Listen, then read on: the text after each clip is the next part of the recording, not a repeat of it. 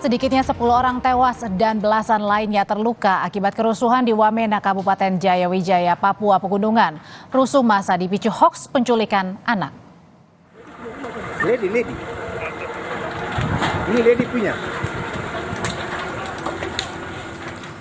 Rusuh massa terjadi di Kampung Sapalek, Kota Wamena, Kabupaten Jayawijaya hari Kamis. Kerusuhan dipicu isu adanya penculikan anak karena awalnya polisi mengamankan orang yang dicurigai warga sebagai penculik dan hendak diperiksa kebenarannya di Polres. Tapi kemudian massa meminta polisi mengeluarkan yang dicurigai sebagai penculik. Massa yang makin terprovokasi ini menyerang dan tidak lama terjadi bentrok. Akibat amukan massa, belasan rumah dan ruko terbakar, sementara sejumlah kendaraan milik TNI Polri juga dirusak.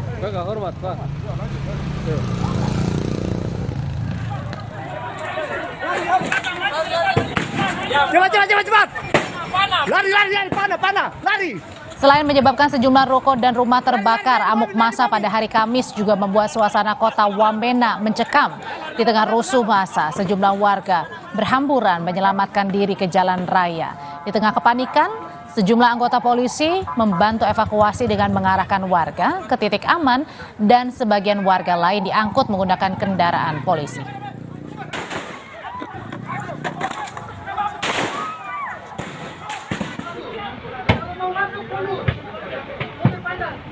Polisi yang dibantu personil Kodim Jayawijaya memukul mundur massa kerusuhan.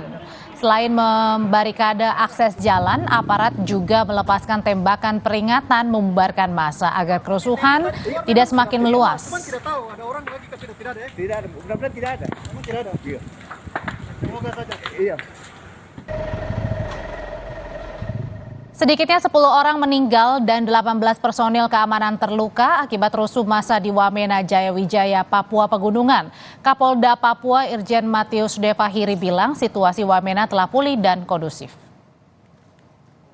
Mengetahui apa sebenarnya penyebab rusuh massa di Wamena, sudah ada Kabid Humas Polda Papua, Komisaris Besar Ignatius Beni Adi. Selamat petang, Pak Beni. Ya, selamat petang Mbak Audrey dan pemirsa Kompas. Ya, Pak Beni, jadi sebenarnya apa yang menjadi penyebab kerusuhan ini?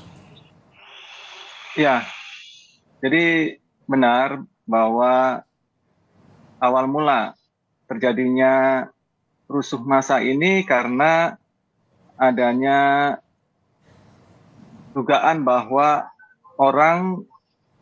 dua orang menggunakan kendaraan roda 4 yang merupakan sales itu dicurigai sebagai akan melakukan penculikan anak. Nah, kedua orang tersebut juga sempat dianiaya oleh dua orang yang memberhentikan ini. Namun cepat dari Polres tiba dan bernegosiasi, dan juga Kapolres juga turun ke sana untuk membantu. Nah, massa ini juga semakin banyak. Dan walaupun sudah berhasil diamankan kedua orang tersebut untuk diselesaikan di Polres, namun massa ini sudah terprovokasi sehingga menyerang petugas karena kecewa dengan Polres yang membawa kedua orang tersebut dibawa ke Polres gitu. Jadi artinya massa ini tersulut emosi karena ada penyebaran berita yang tidak benar mengenai penculikan ini, Pak Beni, atau ini adalah berita yang memang benar-benar hoax alias bohong untuk penculikan anak? Ya, benar. Jadi berita tentang penculikan anak itu tidak benar sama sekali karena kedua orang tersebut tujuannya adalah sales yang melakukan penjualan barang. Demikian. Oke, jadi disitulah warga tersulut emosi, padahal kan di sana ada polisi ya yang berjaga juga, Pak Beni. Nah, itu dia, Mbak, yang jadi masalah ini kenapa masyarakat ini masih terpancing emosinya. Bahkan di situ ada tokoh masyarakat yang berusaha untuk membantu, menjelaskan dan menenangkan mereka juga tidak mau dengar, seperti itu. Artinya mereka lebih gampang tersulut emosi daripada mendengarkan pihak-pihak yang berwenang seharusnya memberikan informasi di situ. Ya, kurang lebih seperti itu kondisinya, Mbak. Sudah ada penetapan tersangka ataupun mungkin yang dimintai keterangan, Pak Beni? Ya, saat ini memang masih dalam tahap penyelidikan terhadap pelaku-pelaku yang melakukan